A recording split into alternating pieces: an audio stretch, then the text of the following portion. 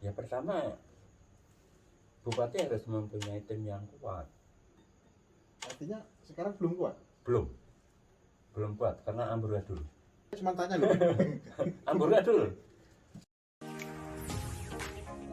Halo, selamat datang di Lensa Podcast. Kunchoro, Pak Agung. ketemu lagi setelah beberapa hari tidak jumpa. Sehat Pak Kunchoro? Sehat Pak Agung. Alhamdulillah. Sampai Pak. Sehat. Gibah meneh Pak, iki Pak. Yo, gibah yo. Apa ya? Gibah yang tanpa ujung yo. Nah, yuk. Mungkin saya akan sedikit lebih tanya ke jenengan, mungkin karena jenengan ya di satu sisi pengalaman politiknya luar biasa, di satu sisi mencermati Gunung Kidul dari tahun ke tahun, hari ke hari itu sangat intens sepertinya. Mungkin ini pertama yang akan saya tanyakan yaitu ini kan sudah mau selesai 2021 Pak. Bagaimana sih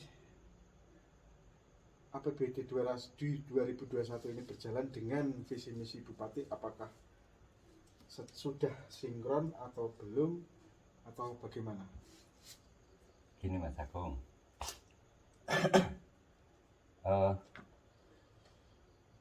Terpilihnya seseorang menjadi pimpinan daerah atau pemimpin daerah, dalam hal ini di Kabupaten Gunung Kidul, Bupati dan Wakil Bupati, itu pertama tidak lepas dari visi misi yang dia tawarkan pada waktu kampanye. Itu yang pertama. Lalu yang kedua, bagaimana visi misi itu bisa teraplikasi dalam setiap tahun anggaran. Iya. Artinya tujuan bupati itu kan membawa visi misi, itu kan tujuannya itu apakah nanti bisa tercapai, karena itu yang ditawarkan calon bupati kepada masyarakat, dan nanti suatu saat pasti masyarakat itu menanyakan Ya. keberhasilan atas apa yang ditawarkan pada waktu kampanye. Nah, terus dalam 2021 ini yang saya tanyakan tadi itu sudah tercapai belum? Atau setengah-setengah, seperapat, saon, sakgem? Artinya Itu gini. gimana? Artinya gini. Ketika itu sudah menjadi bupati, otomatis bupati dan wakil bupati harus konsekuen dengan visi misi itu. Harus konsekuen. Dan itu harus terrealisasi pada periode selama dia menjabat. Karena nanti pasti ditagih oleh masyarakat, itu pasti ditagih. Nah, saya menyoroti visi misinya bupati itu yang paling menonjol adalah sektor pengembangan pariwisata untuk kesejahteraan masyarakat. Itu fokusnya kan ke itu. Nah, untuk mewujudkan itu, pertama visi misi. Untuk mewujudkan itu, aplikasinya di dalam pemerintahan, secara tertulis adalah ada dua. Pertama, RPJMD. Yang kedua, APBD. Nah, ini APBD dan RPJMD ini ibarat sebuah lagu, itu adalah syair dan musiknya atau syair dan lagunya. Nah, bagaimana mengemas ini menjadi sebuah lagu yang baik? Artinya Kora fales gitu ya. Ketika itu sebuah lagu itu menjadi baik kan, syair dan lagu ini dikemas lagi menjadi aransemen sebuah lagu, dan itu tugasnya bupati untuk mengaransemen itu agar bisa disajikan menjadi sebuah orkestra yang indah dan enak didengar. Terus pertanyaan saya kan ini kayaknya belum terjawab.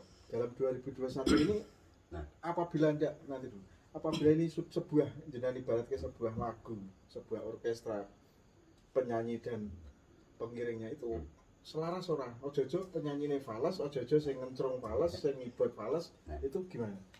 Nah ini di tahun pertama itu kan artinya kan di tahun anggaran 2021. Nah di tahun pertama itu saya melihat RPJMD itu kan peninggalan dari periode sebelumnya. Nah pada waktu itu saya melihatnya juga terjadi penyelarasan atau sinkronisasi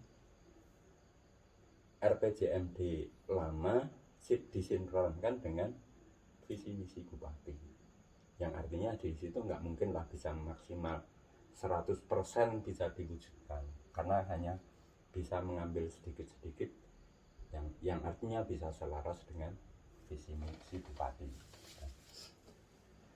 dan itu bisa tersusun sinkronisasi itu.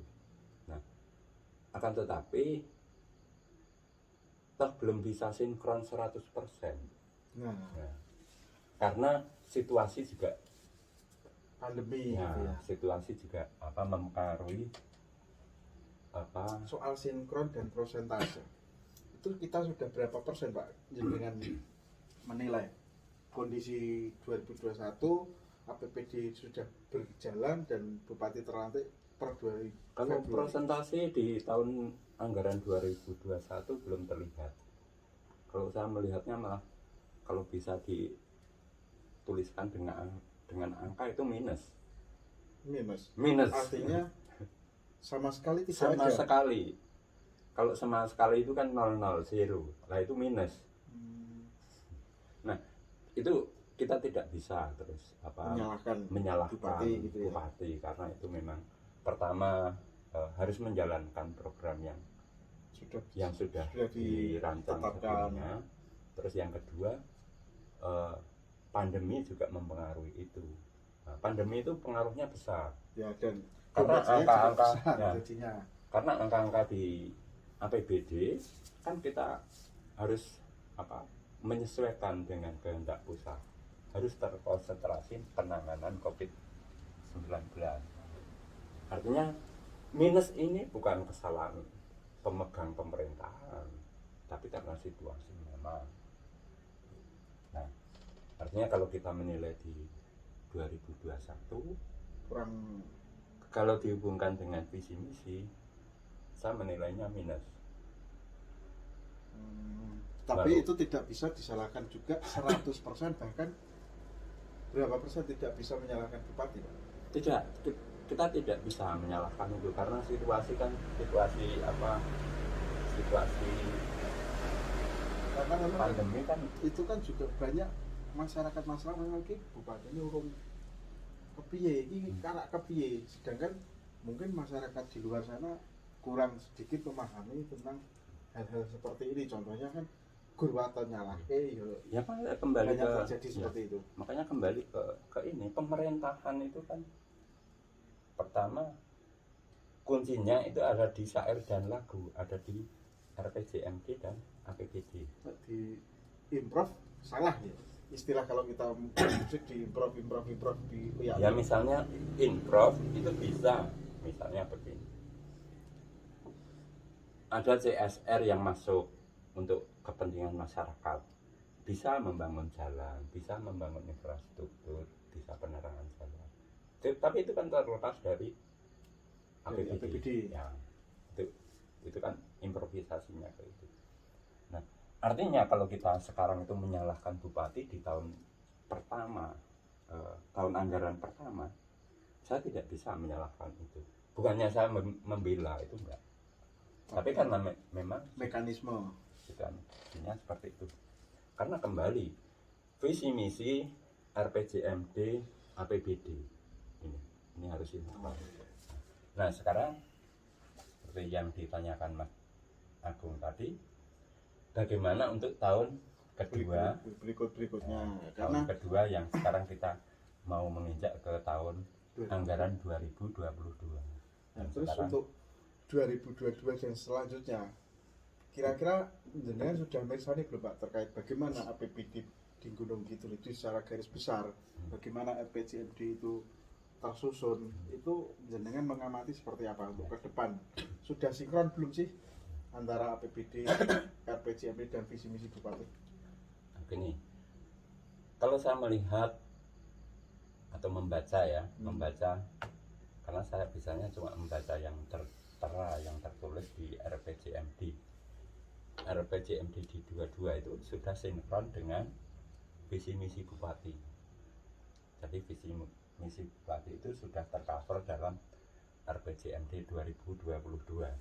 Nah, sayangnya sebenarnya RPJMD itu menjadi pegangan anggaran untuk APBD 2022, tapi saya membaca rancangan APBD 2022. Nah, ini terjadi beberapa pergeseran yang tidak sinkron dengan visi misi Bupati. Bisa diambil contoh, Pak? Nah, contohnya begini, konsentrasi visi misi Bupati itu kan di sektor pariwisata. Nah, sedangkan sektor pariwisata, untuk membangun sektor pariwisata itu kan kita hanya mempunyai modal sumber daya alam yang laku loh. Iya. Yang laku kan itu. Nah, sementara masih banyak SDA yang belum terolah secara maksimal, yang artinya mau tidak mau kita harus bekerja sama dengan pihak ketiga, dalam hal ini investor. Kita sangat berharap dengan investor. Karena apa? Karena kemampuan daerah tidak mungkin. Anggaran daerah untuk mewujudkan itu nggak mungkin, nggak mampu kita. Nah, terkait berbicara investor ini agak sedikit asik, tentunya juga menggelitik, Pak. Artinya bagi misalkan itu nanti investor sudah masuk di Gunung Kidul, terkait mungkin investor dari segi pariwisata, pabrikasi dan apapun di Gunung Kidul yang bisa diolah, bisa memasuki di Gunung Kidul, itu apa sih untung ruginya bagi masyarakat Gunung Kidul secara keseluruhan, terutama pelaku-pelaku UMKM, pelaku-pelaku ekonomi kecil menengah, itu apa sih plus minusnya buat mereka? Kalau kita bicara pariwisata, tidak terlepas dengan jumlah turis berkunjung. Artinya tidak terlepas dari tamu. Kita contohkan Bali dan Jogja, karena itu sebagai parameter pariwisata Indonesia kan, pertama Bali, yang kedua Jogja. Nah, sekarang bicara itu saja. Ketika pandemi tahun kemarin, sektor pariwisata di Jogja kan hancur. Hancur. Karena hanya di Jogja, ya, semua ya, daerah. semua. Hancurnya karena apa? Karena tidak ada tamu. Dari hotel, dari kuliner, dari UMKM dan sebagainya, semua berantakan karena tidak ada tamu.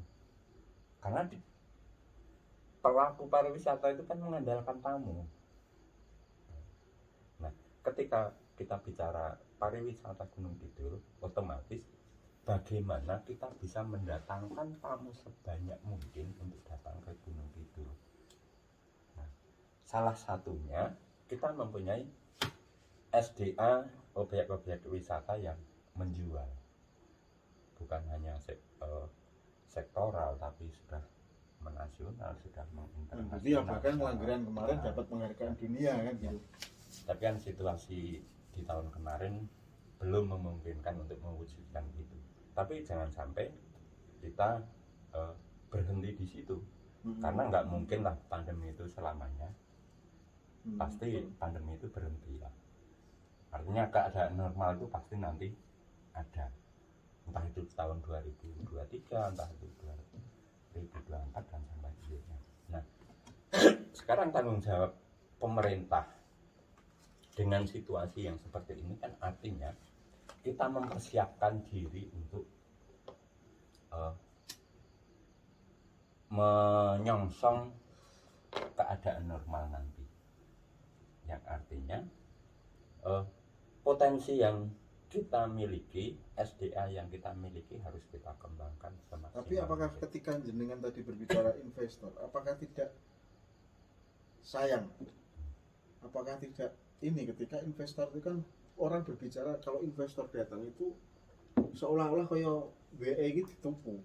Awake dhewe gur dikai sithik rong ithik itu bagaimana menjelaskan seperti bagi kepada masyarakat, karena sisi investor sendiri menurut saya banyak pro kontra, ada yang setuju dan tidak. Banyak yang mengatakan bahwa nekake investor podoe ngedol SDA-mu, bahkan sampai SDM. Itu seperti apa sih? Kita menjelaskan kepada masyarakat agar mereka paham betul bagaimana banyak sisi positifnya ketika kita ada investor, banyak memajukan untuk membantu memajukan wilayah Gunung Kidul itu seperti apa? Kalau itu menjadi pertanyaan, berarti kan ada dua jawaban. Jawaban pertama, pengembangan objek itu akan diserahkan kepada siapa? Kepada masyarakat dan pemerintah, atau kepada investor dan pemerintah? Oh, berarti tergantung muatan perjanjiannya seperti apa gitu ya, enggak muatan betul. Iya, makanya jangan ekstrem lah, jangan didol, jangan lah. Karena objek itu kan bisa berkembang, bisa menarik tamu atau bisa menarik turis itu kan kalau dikemas. Nah, dalam rangka mengemas itu, kalau masyarakat tidak mau, apakah kamu bisa melaksanakan itu dengan maksimal? Makanya kita misalnya masyarakat menolak investor, apakah apa alasannya? Enggak, apakah masyarakat bisa mengelola itu secara profesional dengan standar, nanti bisa menjamin tamu itu pasti. Nah, menurut jenengan, ketika masyarakat itu diberikan pertanyaan seperti itu, bisa nggak sih mereka masyarakat mengelola sendiri tanpa investor dengan secara pengelolaan maksimal, standar yang sangat-sangat harus memadai? Karena kalau pasar kita, kalau misalkan orang berkunjung wisata itu ya lokasi dan situasinya, pelayanan dan sebagainya harus plek. Sedangkan mungkin sekarang ini kurang dari kata istimewa. Ini kalau kita bicara ke itu kan kembali ke visi misi bupati. Visi misi bupati itu kan Gunung Kidul akan dijadikan daerah kunjungan wisata yang mendunia. Artinya kita harus bersama-sama bisa mewujudkan itu. Nah, ketika itu kita tawarkan kepada masyarakat, apakah masyarakat juga mampu untuk mewujudkan itu? Bagaimana SDM masyarakat? Saya gini ya, misalnya ada investor pun belum tentu loh SDM masyarakat ini mampu mengcover kebutuhan itu. Apalagi akan mewujudkan objek itu yang standar dengan keinginan global. Ya, karena semua itu ketika kita berbicara pariwisata dengan modernisasi itu, kita juga harus melek teknologi. Artinya melek itu apa sih? Bukan melek teknologi, melek mengikuti pasar. Nah. Ketika di satu contoh ada turis dari luar negeri yang mungkin dia pecinta apa ya, pohon atau apa, plakat pantai pun dipaku di pohon. Itu akan jadi masalah ketika kita tidak memahami itu. Kok ini pohon ini tumbuhan makhluk hidup, menyalahi kalau di negara ada beberapa negara yang, dan itu sebenarnya undang-undang kita sudah mengatur itu, di undang-undang lingkungan hidup itu sudah mengatur itu. Tapi kan kita atau masyarakat secara luas belum paham soal itu. Nggak usah sampai manapun lah, sekarang kita bicara Pindul itu aja. Ceritanya itu ceritanya ya. Kita bicara Pindul itu aja. Benarlah Pindul itu mencuat karena dari masyarakat. Tapi ketika itu menjadi booming, menjadi objek global, dari mancanegara banyak yang masuk. Gue rebutan. Nah, dan sekarang pada waktu itulah sampai tamu itu kan membludak. Tapi secara internal bagaimana pengelolaan objek itu kan sampai sekarang belum selesai. Konfliknya juga belum selesai. Nah, makanya kalau masyarakat menilai kalau investor masuk, apakah itu nanti tidak terjadi ketimpangan dengan masyarakat ya? Semua harus menyesuaikan lah, menyesuaikan dalam arti bagaimana nanti aturan mainnya harus dikemas dengan baik dari masyarakat ataupun Pok Darwis dengan dinas pariwisata sebagai pemerintah daerah itu harus bisa merumuskan aturan yang nantinya jangan sampai terjadi permasalahan di kemudian hari. Itu harus dirumuskan. Nah makanya kalau visi misi bupati mengejut sektor pariwisata, otomatis nggak lepas dari investor. Pasti kita mengandalkan itu karena kemampuan keuangan daerah tidak mungkin mengcover kepentingan itu. Nah, nggak mungkin lah. Makanya kembali ke bagaimana kita bisa bersama-sama mengawal visi misi bupati itu bisa terwujud dengan baik. Dalam arti ketika itu nanti terwujud dengan baik, kesejahteraan masyarakat melalui sektor pariwisata itu bisa terwujud. Kuncinya di situ. Nah, kembali ke pengelolaan ataupun pemerintahan masuk tahun kedua ataupun tahun kedua ataupun masuk ke tahun anggaran 2022. Kunci utamanya kan ada di RPJMD 2022 dan aplikasi pelaksanaannya itu kan terwujud penjabarannya ada di APBD 2022. Nah, prosesnya kemarin RAPBD itu sudah dibahas oleh legislatif dan sudah menjadi keputusan kayaknya. Tinggal evaluasi. Tinggal menunggu persetujuan gubernur. Benar. Nah, saya membaca sekilas di RAPBD 2022 itu jadi heran. Kenapa Pak? Kok tidak sinkron dengan visi misi bupati ataupun di RPJMD? Masih tidak sinkron. Tidak sinkron. Untuk 2022. Iya. Artinya untuk sektor pariwisata sangat minim. Padahal itu andalan dari visi misi bupati. Dan andalan PAD Gunung Kidul. Iya. Kalau lebih lanjut lagi kan andalannya tetap di pariwisata, artinya loh, kenapa tidak relevan dengan kepentingan sektor pariwisata? Saya melihatnya hanya sekilas saja sih. Angka di pengadaan mesin dengan angka di pengadaan ataupun pembangunan infrastruktur di bidang wisata itu sangat nyumplang, lebih banyak ke pengadaan mesin-mesin.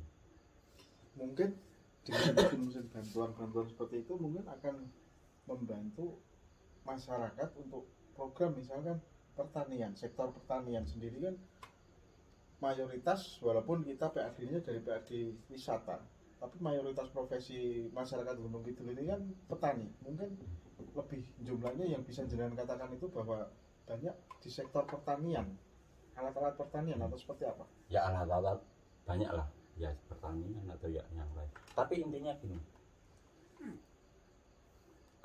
visi misi bupati RPJMD 2022 itu titik tujuannya ada di sektor pariwisata.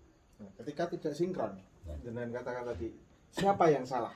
Nah, makanya yang perlu kita ulas ataupun yang perlu kita evaluasi, kenapa kok bisa terjadi seperti itu? Apakah itu nanti tidak menjadi blunder seorang bupati ketika melaksanakan program pemerintah yang tidak sinkron atau tidak sesuai dengan visi misinya? Nah, makanya yang dibutuhkan adalah tim bupati ini harus benar-benar kuat, benar-benar menjadi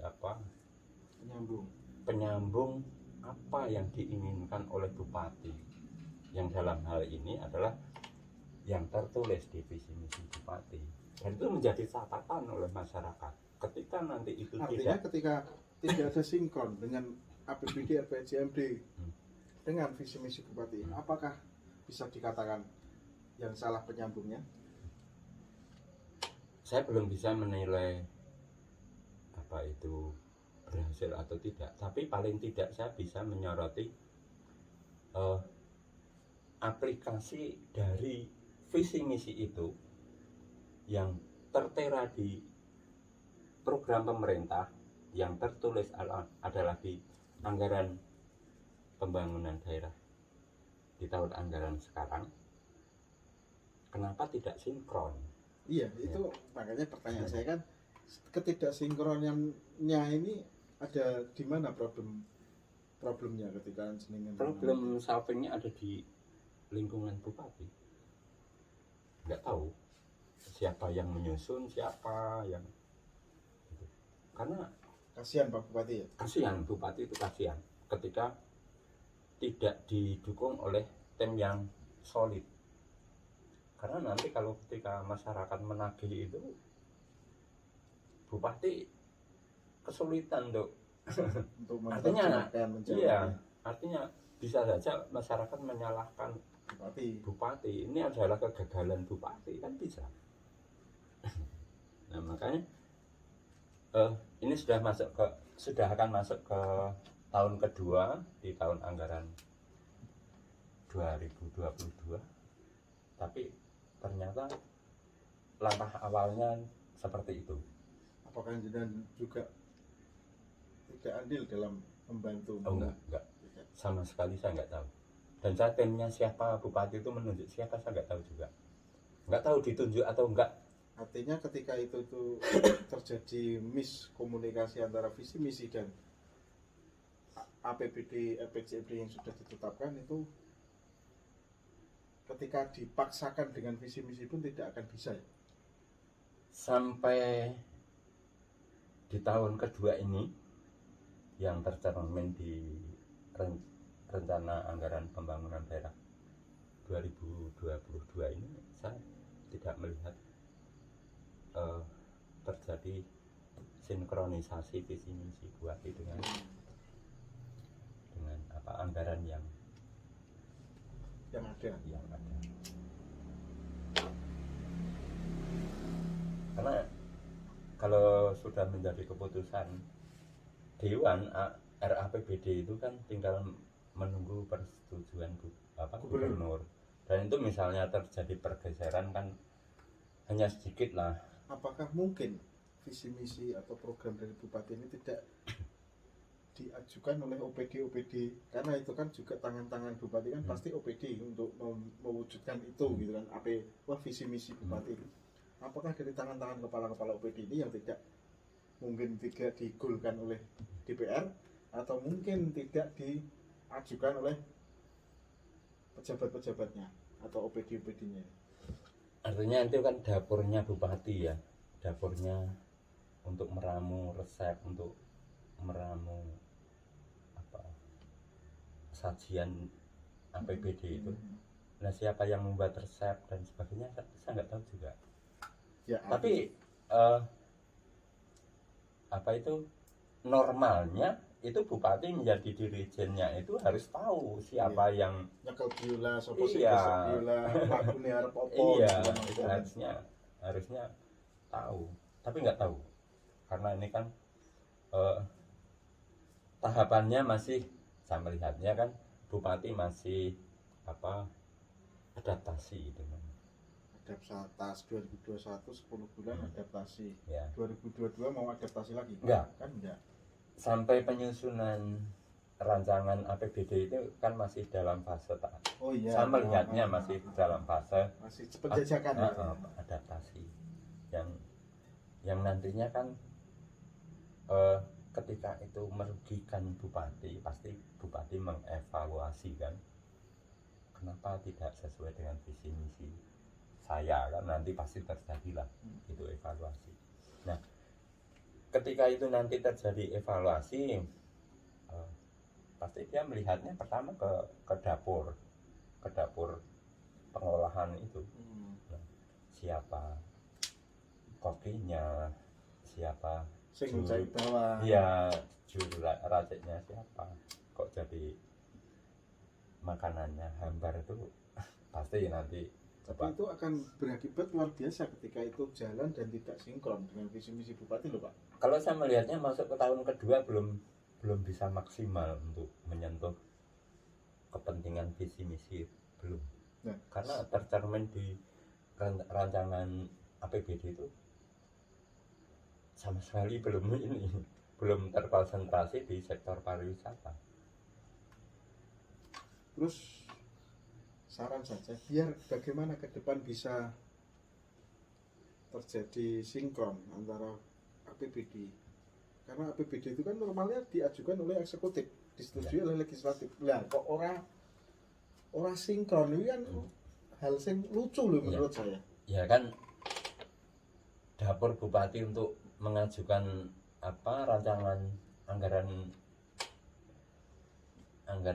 APBD itu kan dari eksekutif kan, eksekutif. Nah, eksekutif ini kan ada dapurnya, di sini ada Bapeda, di sini ada tim bupati, di sini ada sekda, di sini ada OPD. Nah, ini kan harus Ya artinya kan sebenarnya jenengan itu sebenarnya sudah bisa gambar iki sing salah sing gitu dari komponen-komponen bupati ini. Nah, kalau kembali ke itu berarti kan tahap tahun pertama kemarin terjadi beberapa rotasi pejabat, yang artinya rotasi pejabat itu kan keinginan bupati agar bisa chemistry dengan aparat yang ada di bawahnya, dalam hal ini adalah birokrasi di situ, OPD yang ada.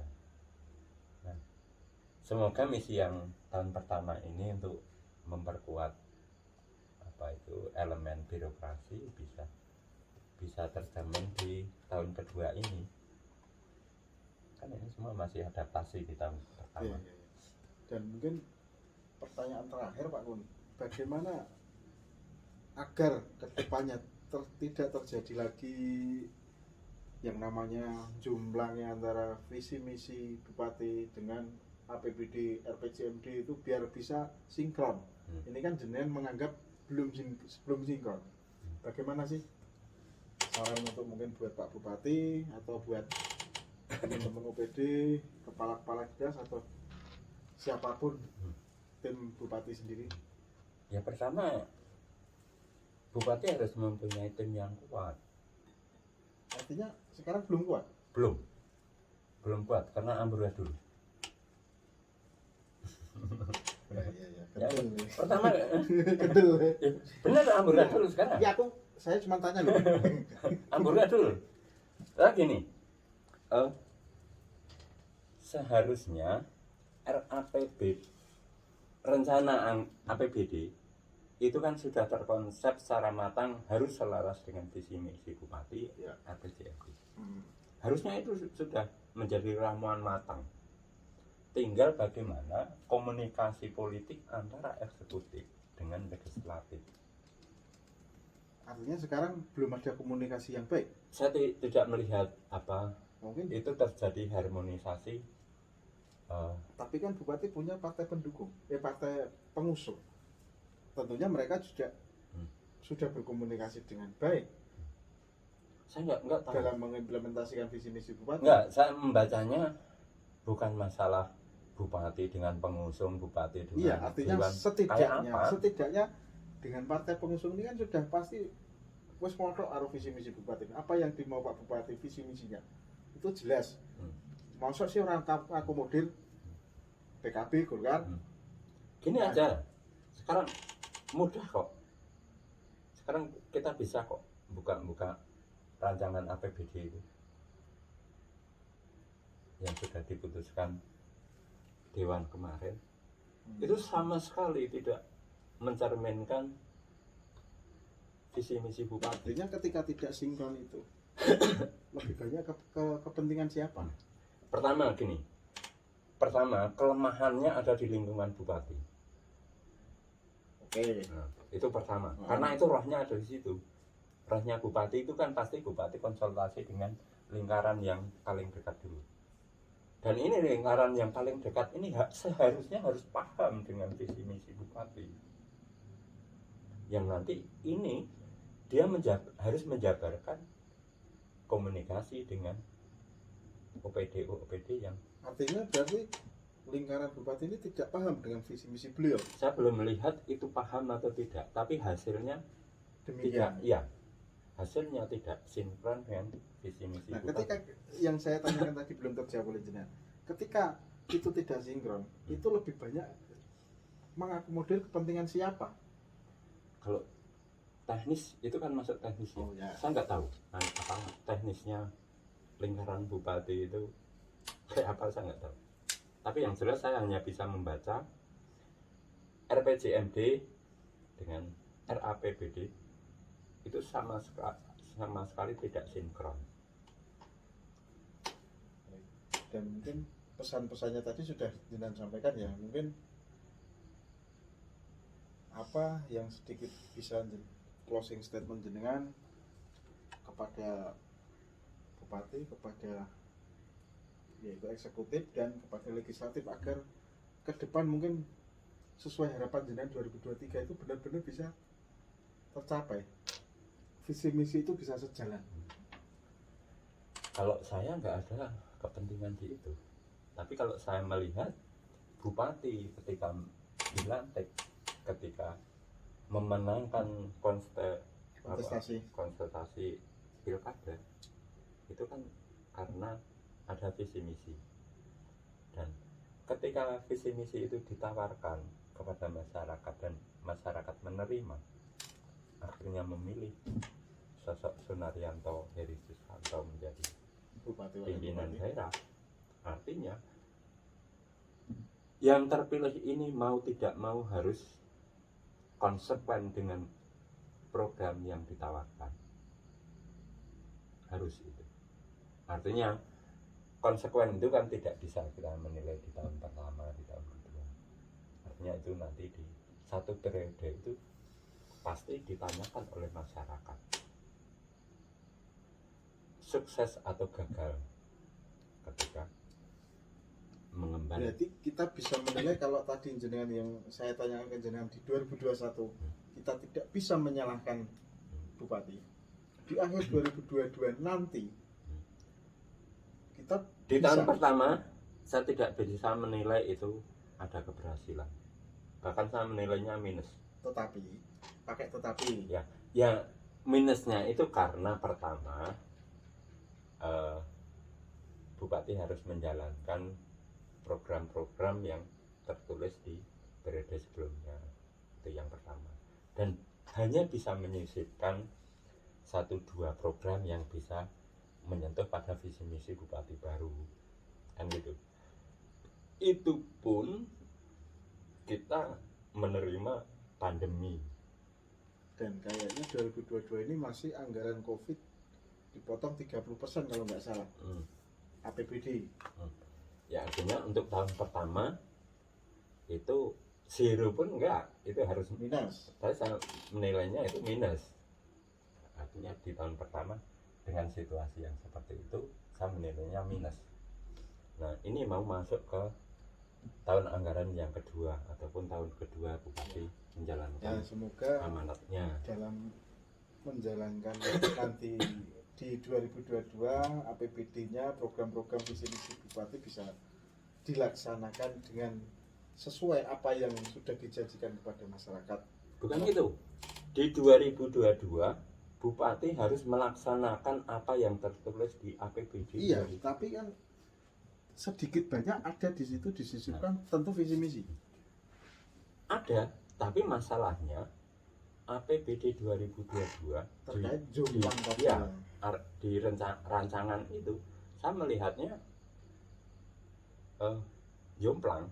Artinya visi misi bupati dengan APBD 2022 itu belum menyentuh Sama sekali atau Enggak, sedikit? ya ada, tapi apa,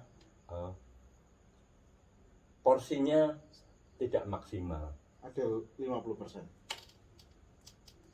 Gini loh, apa, kalau visi misi itu kan artinya harus yang utama. Iya, Artinya artinya program yang ada di APBD 2022 itu di bawah kepentingan yang lain. Artinya visi misi bupati itu belum tercover. adakah di situ kepentingan legislator? Saya nggak tahu, saya nggak. Karena juga ya saya tidak akan ngomongkan. Ada sih, tapi saya tidak bisa merinci apa per itemnya, saya nggak bisa merinci. Itu pasti tahu, Tapi- pasti ada lah. Tapi saya pernah terceploskan oleh rekan Dewan senior politik yang memang beliau duduk di kursi anggaran Dewan ini oke nemplok OPD anggaran oke banget. Nah itu tuh saya hanya bisa senyum kok iso gitu, cuman beliau tidak menjelaskan secara detail karena mungkin beliau menghargai rekan-rekannya yang ada di DPR. Intinya sedikit ada kekecewaan di situ karena apa, visi misi memang tidak Gini loh, bisa terakomodir dengan baik. Gini loh, APBD itu kan atas keputusan politik, Ya. keputusan politik dari eksekutif dan legislatif, dari dua lembaga ini. Nah sekarang saya melihatnya dari rancangannya saja yang diajukan dari eksekutif ke legislatif aja itu belum mencerminkan. Artinya di sini terjadi permasalahan di eksekutif. Kalau disempitkan lagi, kalau eksekutif itu kan OPD, Ya, lalu mengerucut baru ke bupati kan, dan itu terjadi lingkaran lebih mengecil. Nah dari ini saja saya melihatnya dari rancangan belum menyentuh ke visi misi. Artinya kita ketika membuat RPJMD itu kenapa tidak teraplikasi di RAPBD? Nah ini gimana ini eksekutif ini? ketoken jenengan kudu kon dadi dewan meneh, Pak. Ben iso ngawal visi misi bupati. Bukan itu. Gini, bupati ini harus cermat, Kalau sekarang belum cermat itu saya memaklumi karena masih dalam tahapan adaptasi. Tapi nanti saya harapkan ke depan harus cermat, terutama di lingkaran kecilnya bupati. Ini harus paham benar bagaimana keinginan bupati, bagaimana program bupati yang mengikat, dalam arti yang ditawarkan ke masyarakat dan masyarakat menyetujui. Itu kan masalah visi misi.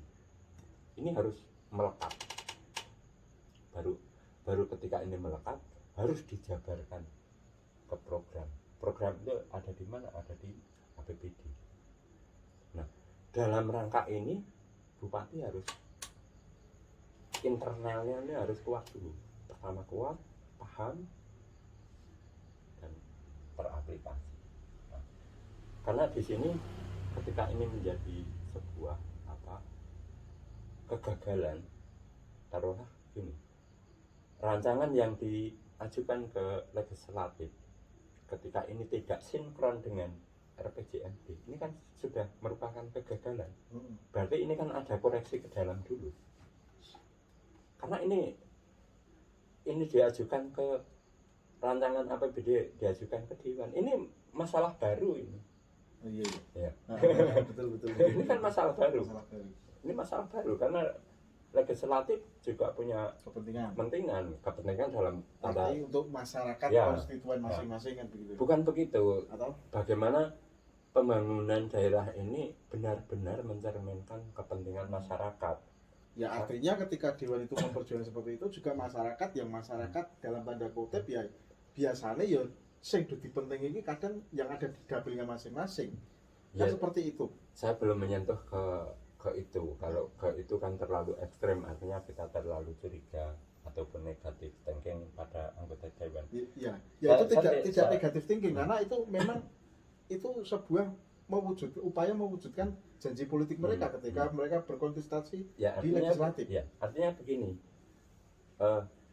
legislatif itu kan terdiri dari beberapa partai, beberapa anggota yang masing-masing mempunyai tanggung jawab Ya, betul.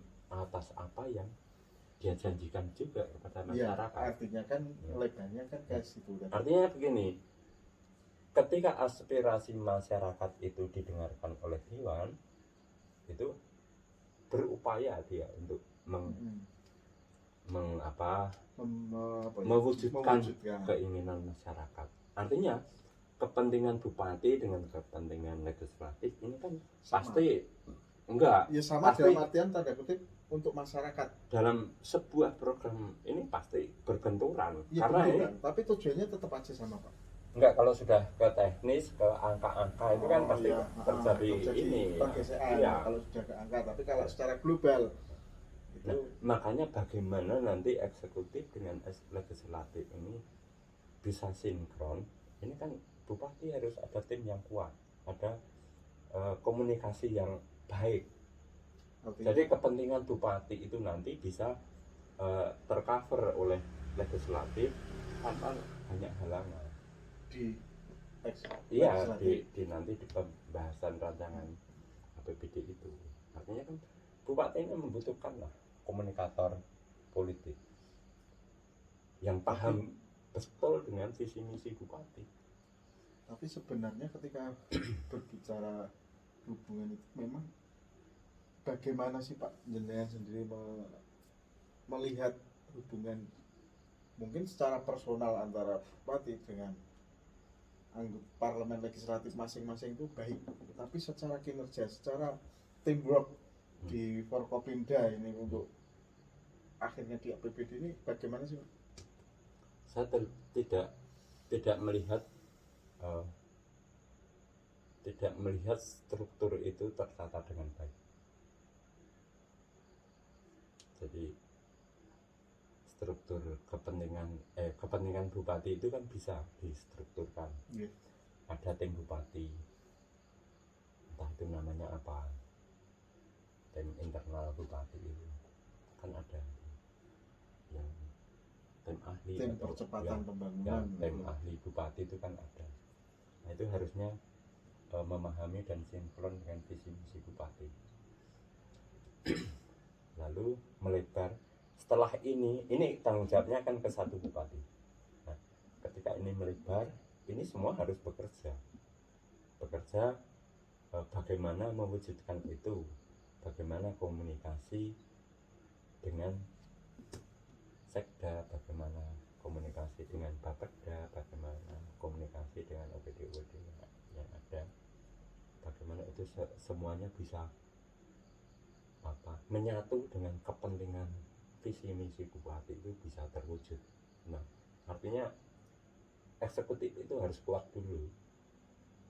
Nah, ketika itu kuat dan harmoni, baru bagaimana ini bisa terwujud. Nah, artinya harus ada komunikasi juga dengan legislatif. Artinya ada komunikasi politik di situ. Nah, ini harus ada di situ. Bagaimana nanti yang diajukan eksekutif ke legislatif itu tidak terjadi banyak permasalahan seperti kasus yang ada di 2021 kemarin. Masalah penambahan dinas. Oh iya iya. Itu. Dinas Sampai Pora itu ya. sampai dewan walkout. Itu kan sesuatu yang memalukan gitu. secara politik itu martabat bupati hancur itu. Iya. Karena mending setuju atau tidak setuju daripada vote out gitu. Iya. Itu martabat bupati hancur itu. Walaupun akhirnya bisa Tapi dari ditetapkan, ya, diputuskan. tapi kan proses itu sudah apa tabu itu. Mungkin jalur bargaining tadi kayak Bukan itu. Tapi ketika itu terjadi itu sudah menampar muka bupati. Iya.